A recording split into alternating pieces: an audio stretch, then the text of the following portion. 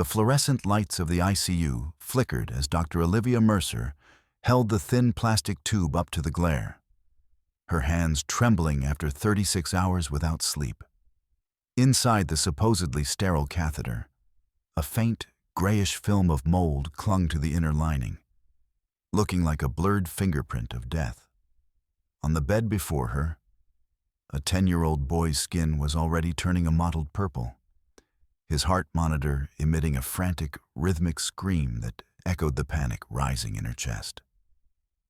She didn't hear the door open, but she felt the heavy silence of the chief of medicine standing behind her. When she turned to show him the lethal defect, he didn't look surprised. He simply reached out and gripped her wrist with a strength that bruised. "Put it back in the tray, Olivia," he whispered, his eyes cold and fixed on the dying child. "If you breathe a word of this, you won't just lose your career. You'll be the one who turns off the lights for every patient in this city."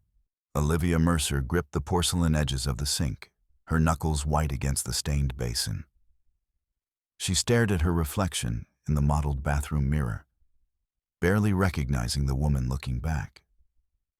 Her eyelids carried the weight of lead, and the periphery of her vision blurred into shifting gray patches that threatened to swallow the light. On this 36th hour of her shift, the linoleum floor of Detroit's Central City Hospital began to pitch and roll like the deck of a storm-tossed freighter.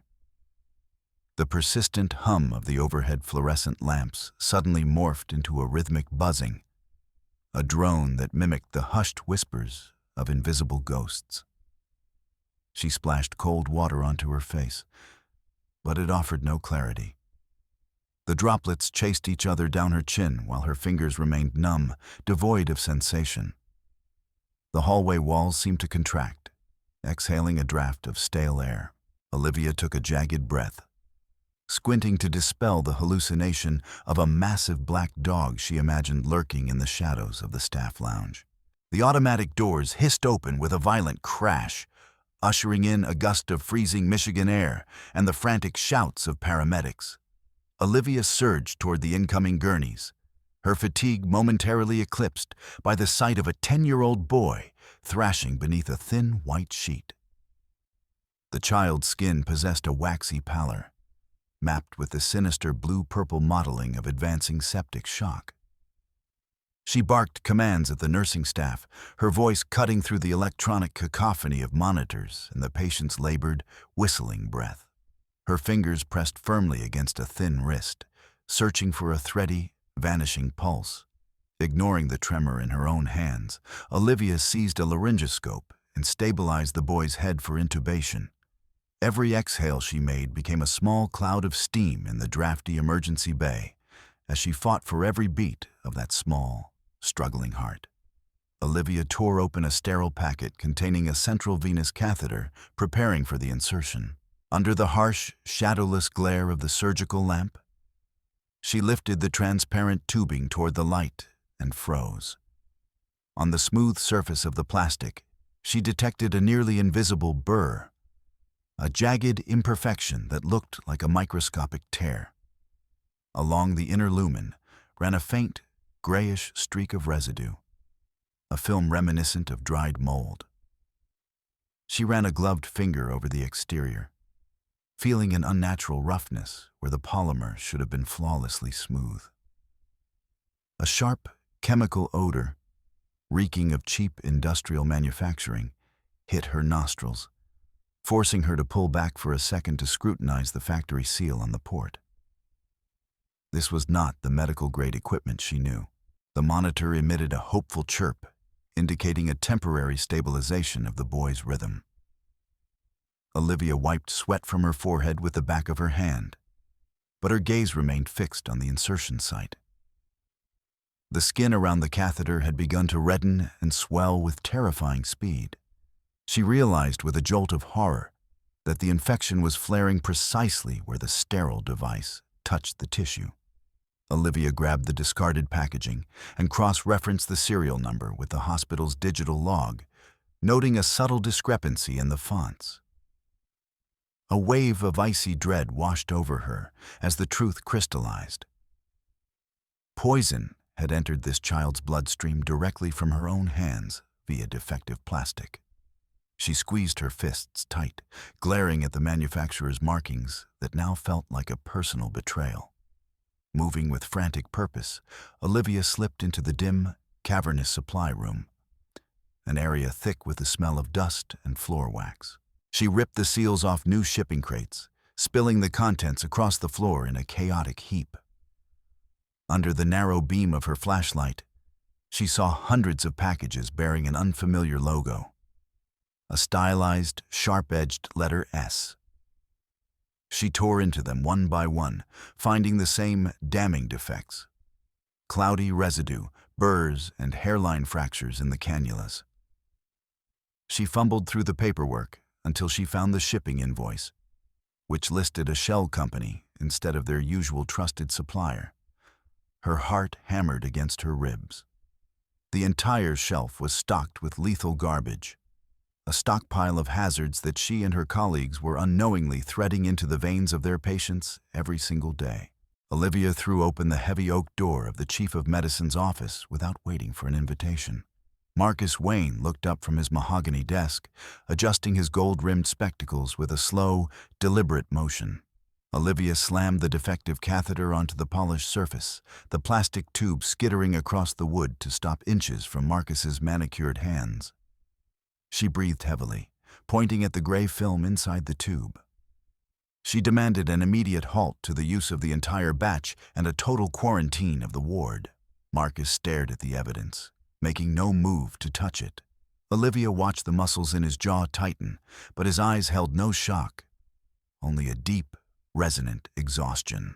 Marcus rose slowly and walked to the panoramic window, where the skeletal remains of Detroit's industrial sectors stretched toward a gray horizon.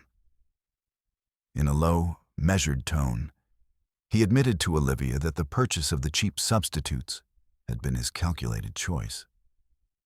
He turned a laptop toward her, showing the bleeding red ink of the hospital's financial reports. He explained that the budget was a hollow shell. Without this specific cost-saving measure, Marcus told her, Central City Hospital would have shuttered its doors last month, leaving thousands of the city's poorest residents without any medical care at all. Olivia listened, her stomach turning, as he justified risking the lives of a few for the survival of the institution. He turned back to her, his gaze carrying the cold, hard resolve of a man backed into a corner. Olivia slammed her palm onto the desk, shattering the quiet authority of Marcus's voice. She shouted about the Hippocratic Oath, about the sanctity of their mission, but Marcus only offered a bitter, hollow smirk. He accused her of clinging to a dangerous idealism that didn't pay the electricity bills or oxygen suppliers. Rage choked her as he referred to the boy's potential death as a permissible margin of error in the context of an urban crisis. Marcus stepped toward her, his shadow looming, asserting that her truth would dismantle the last bastion of medicine in Detroit. Olivia backed toward the door, stunned by the ease with which Marcus had converted a potential homicide into a simple math problem. Marcus took a step back and crossed his arms over his chest, his gray eyes boring into her. He issued a brutal ultimatum. The boy's sepsis had to be documented as a complication of the patient's general physical exhaustion and malnutrition. If Olivia refused to falsify the report, Marcus promised an immediate termination of the department's funding and the dissolution of her staff. She realized then that he was fully prepared to incinerate her career to keep the hospital's rot hidden.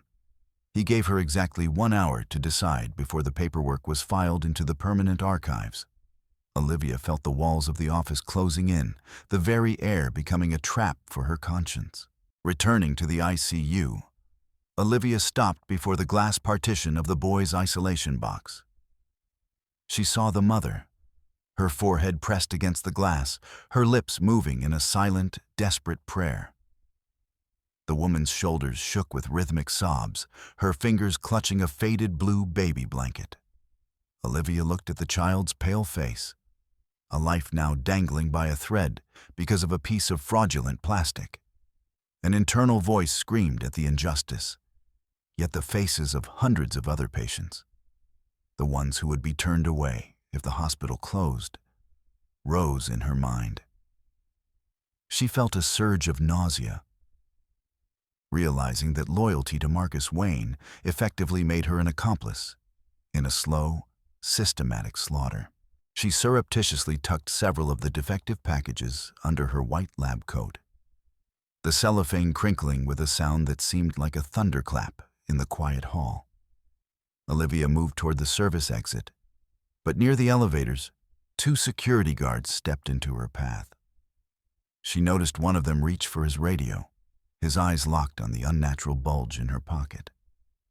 They stepped closer, their presence a physical wall, and demanded she show them the contents of her coat. Cold sweat traced its way down her spine. Her heart skipped beats, a fluttering bird in her chest.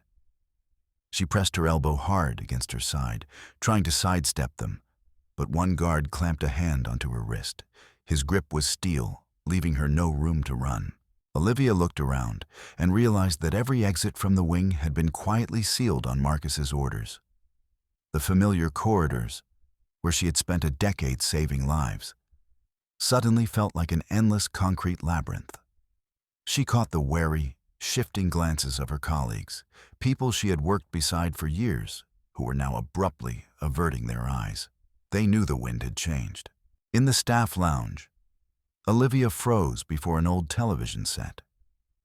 The screen's static suddenly gave way to a bright red breaking news banner.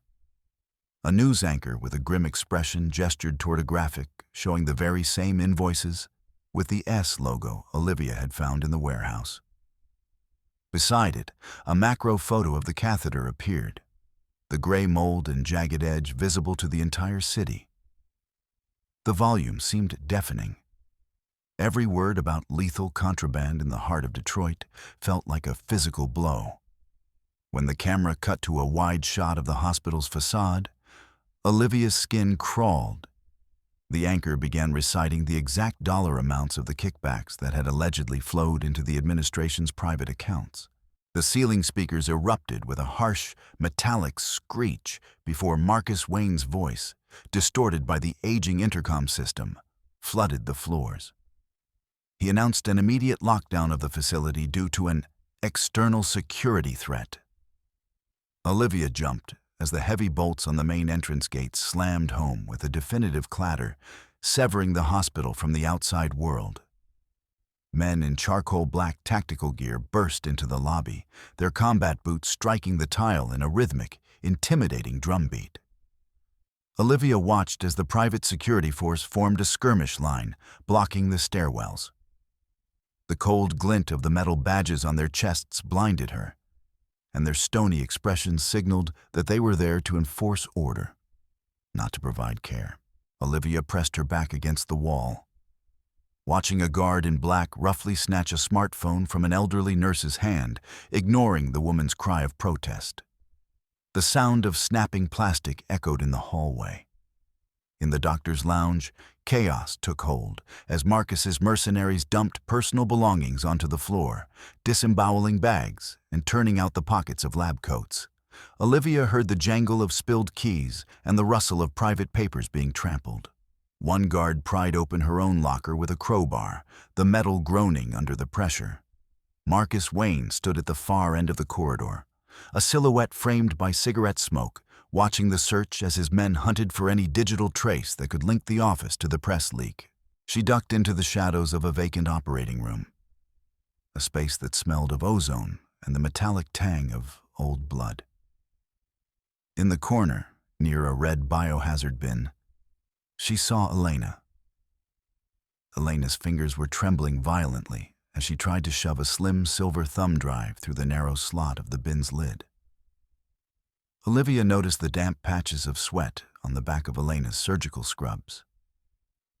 Elena spun around at the sound of Olivia's footsteps, her pupils blown wide with a primal, visceral terror. The flash drive slipped from her slick fingers and hit the tile with a dry click near Olivia's boot. In the silence of the OR, only Elena's ragged breathing and the low hum of the ventilation system remained. Elena grabbed Olivia's forearms, her fingernails digging into Olivia's skin. In a whisper that broke into a jagged hiss, Elena confessed that she was the one who had sent the files to the local news. She spoke of the guilt that had been rotting her from the inside, a weight she could no longer carry. Elena's eyes searched Olivia's, pleading for a shred of understanding, even as the heavy thud of boots approached the OR doors.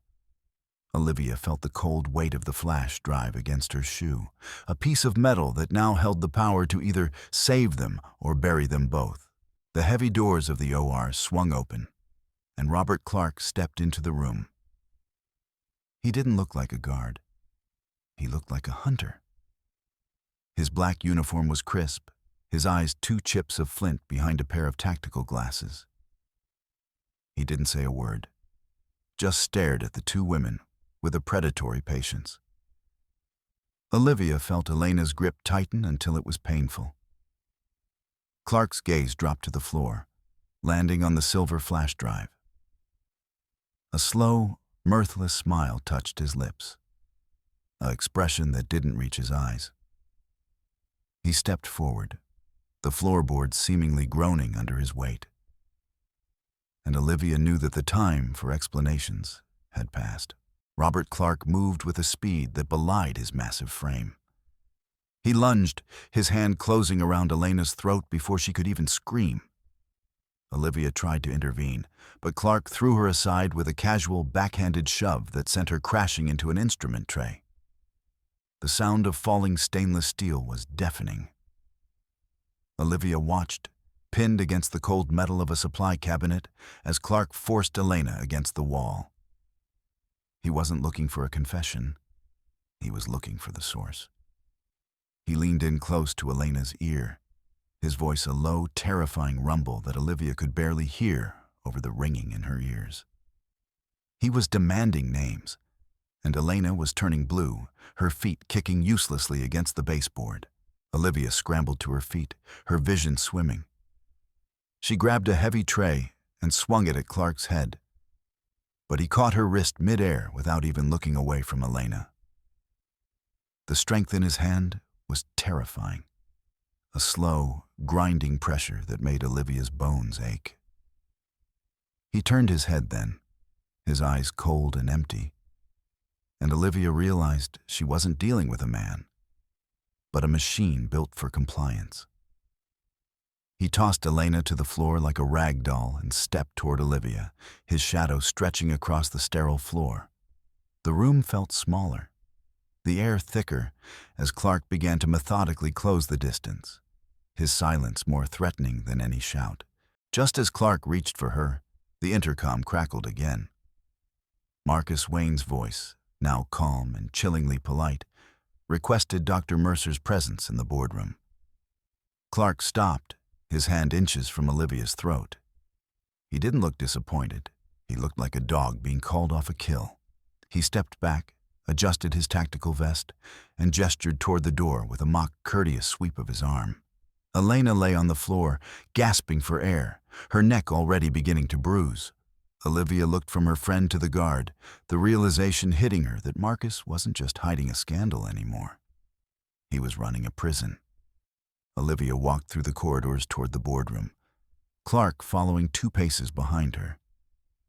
She saw the faces of the other doctors, men and women she had known for years, and saw the divide. Some looked at her with a desperate hope, their eyes pleading for her to end this.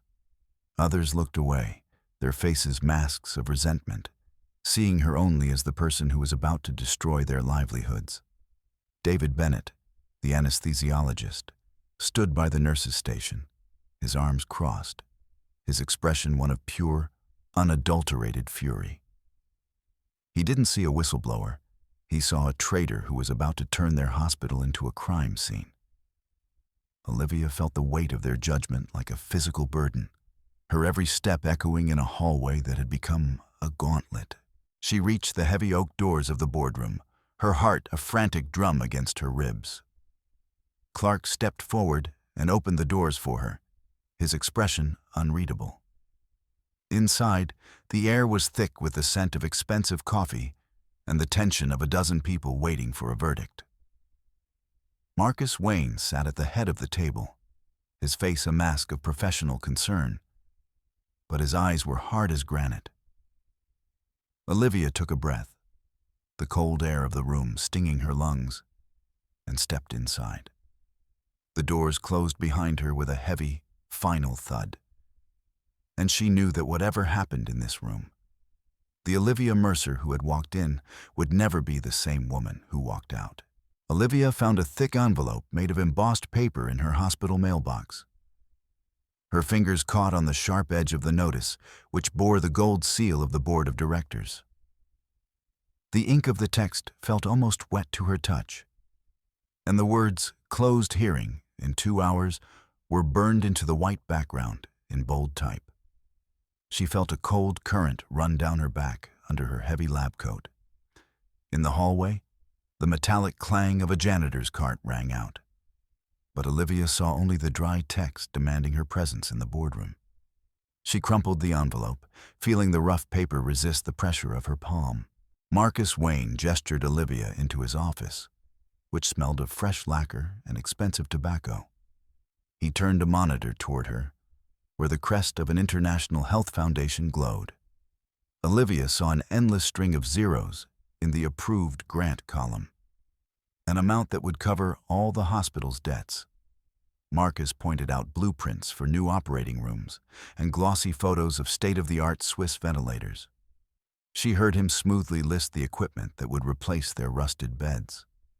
Olivia's gaze darted from the figures to Marcus's face, which shone with the triumph of a man who had bought himself an indulgence worth millions. Marcus leaned on the edge of the desk, closing the distance between them until she could smell his minty cologne. He enunciated every word, looking Olivia directly in the eye. The grant would only hit the accounts if the institution maintained a flawless reputation. Olivia heard him describe her testimony before the board as the sole condition for saving the hospital. She was expected to characterize the document leak as a regrettable error by lab techs and slander from competitors.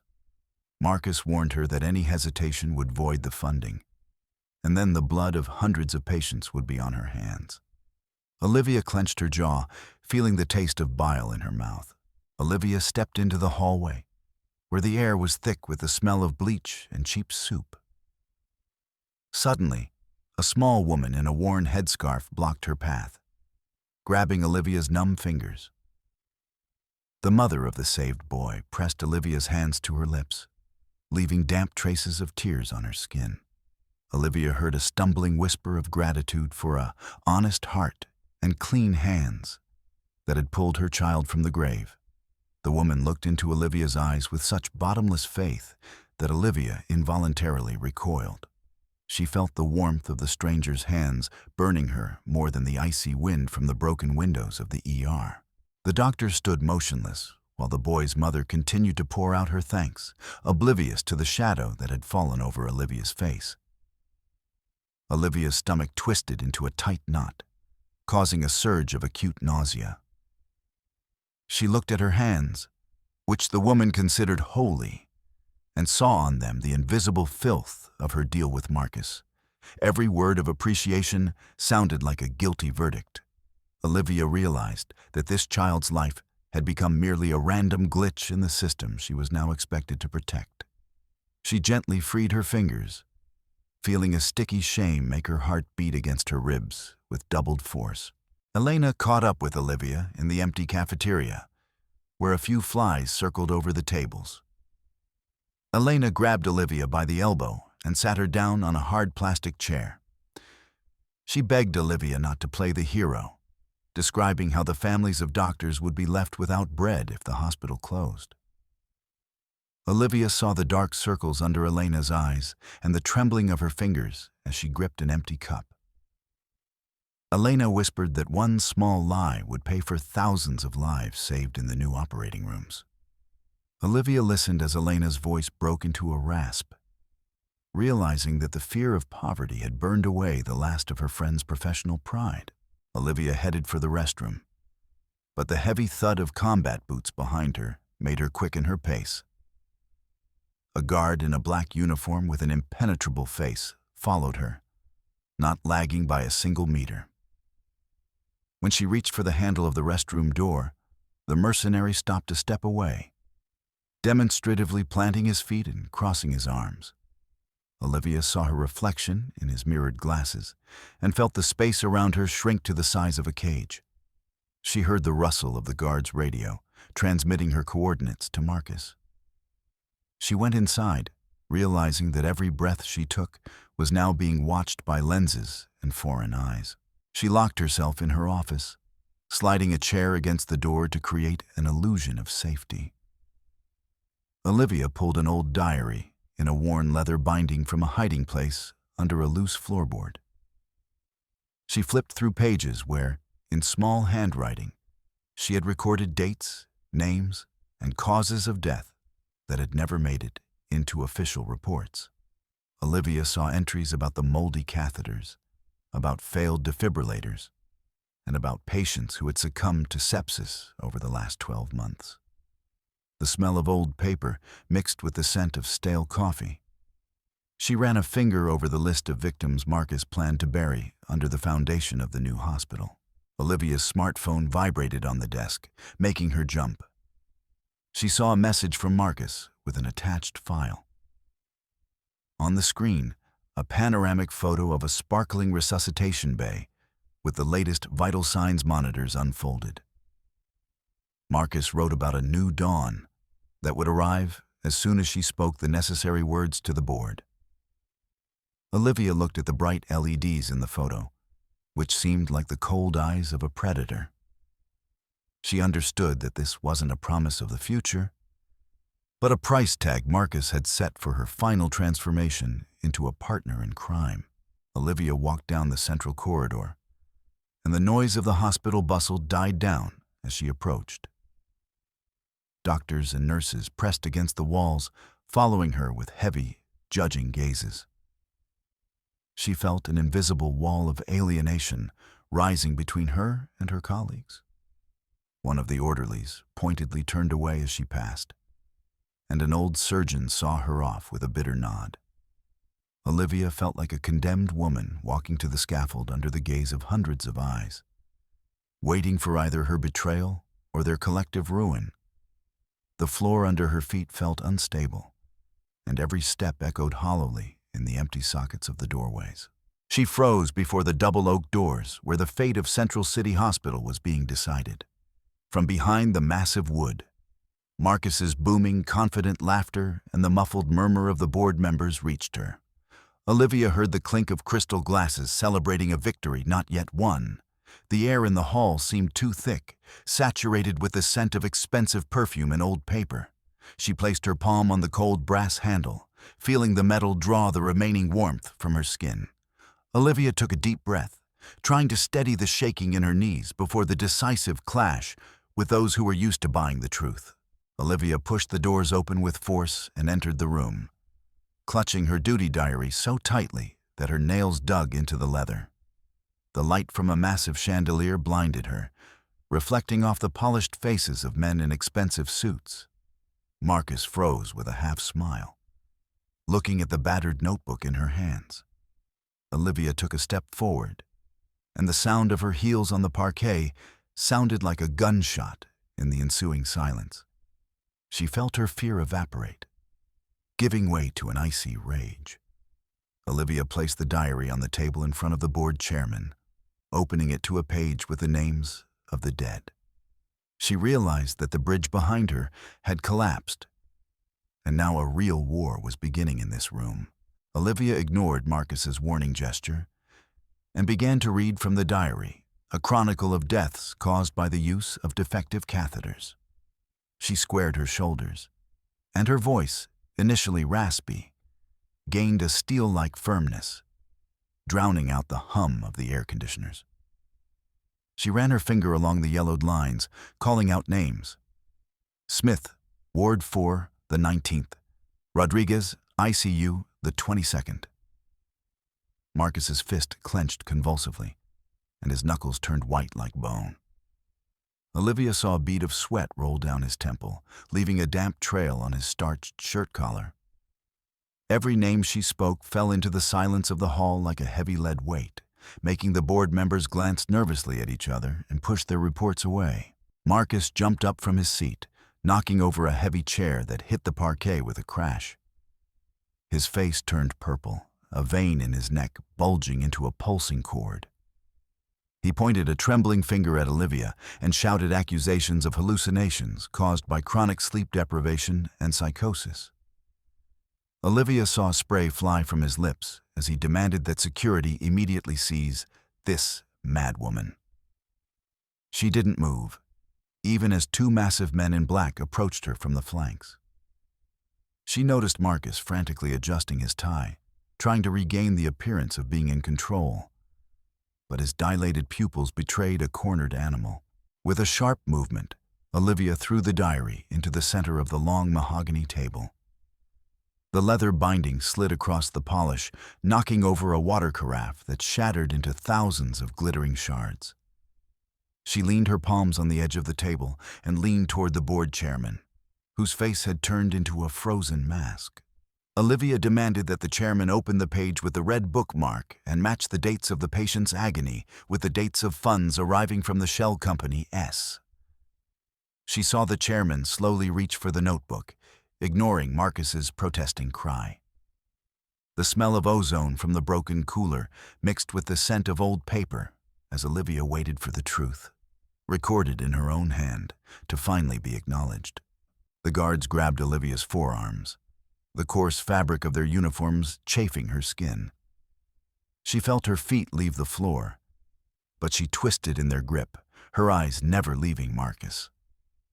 Olivia shouted about the backup copies already sent to federal prosecutors' servers and saw Marcus instantly turn the color of a hospital sheet. She noticed his eyelid twitch, and his hand fell powerlessly onto the table. Olivia heard one of the guards loosen his grip upon hearing the word prosecutor. Her laughter, bitter and triumphant, rang through the hall as she watched the collapse of Marcus Wayne's empire of lies. Elena threw open the door, and the bright light of the corridor flooded the boardroom. She took a step inside, her surgical clogs thumping dully on the wood, breaking the trance of those present. Elena silently placed the same silver flash drive Olivia had seen in the OR on the table before the chairman. Elena didn't look at Marcus. Her gaze was fixed on Olivia, reflecting atonement and resolve. Elena confirmed every word Olivia had said, pointing to hidden folders with audio recordings of meetings where Marcus had discussed the purchase of the defective plastic. Olivia felt the tension in her shoulders replaced by a wave of relief as Elena stood beside her, shoulder to shoulder, turning a solitary revolt into a collective accusation. Chaos erupted in the boardroom. One of the board members jumped up and grabbed Marcus by the lapels, demanding explanations about impending prison sentences. Olivia watched as water glasses were overturned and important documents flew in different directions. Marcus tried to fight back, his gold-rimmed glasses falling to the floor, and someone in the room stepped on them with a crunch. Olivia saw the guards freeze in indecision, not knowing whose orders to follow. Cries about million-dollar lawsuits and loss of reputation merged into a discordant roar, drowning out Marcus's voice. Olivia stood in the center of this storm, feeling the strange calm of a surgeon who had just lanced a massive abscess. Olivia walked out of the hospital, and the cold Detroit wind hit her in the face, bringing the smell of burning and wet asphalt. Two police officers in blue uniforms led her to a patrol car, but their movements lacked aggression. She saw people in jackets labeled FBI running past her into the building, carrying empty boxes for documents. Olivia noticed bright lights flashing in Marcus's office on the second floor as agents began sealing safes with red tape. The blue and red lights of the sirens painted Olivia's pale face in anxious colors. She sat in the back seat of the car, hearing the clatter of the warehouse gates being locked behind her. gates that would never issue another lethal catheter. Olivia stood on the opposite side of the street, huddling in a worn coat. She saw two workers in orange vests using crowbars and a winch to pry the massive brass letters "Central City Hospital" from the facade. One of the letters broke loose and crashed onto the sidewalk, kicking up stone chips. Olivia watched the gaping holes where the sign had been, which reminded her of empty eye sockets. The building where she had spent thousands of hours now seemed like a dead giant, stripped of its soul and license. She saw a thick chain with a massive padlock being wound around the main gates.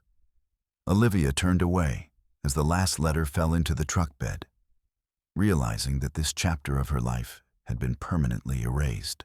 She walked through a crowd of former colleagues gathered at the closed gates. Olivia caught gazes full of silent reproach and poisonous malice.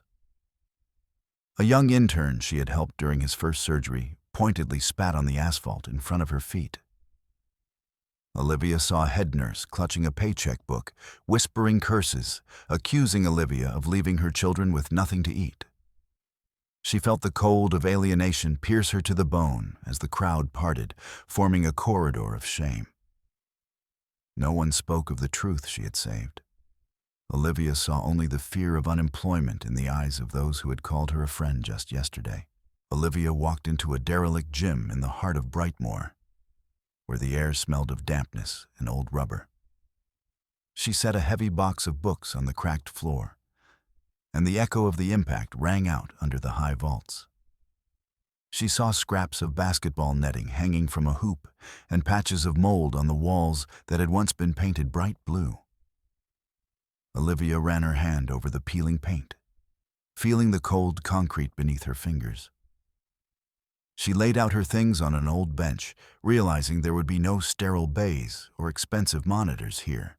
She looked at the grass poking through the cracks in the windows and knew that this was where her true service would begin. Olivia took a piece of plywood and used a black marker to write out large, uneven letters.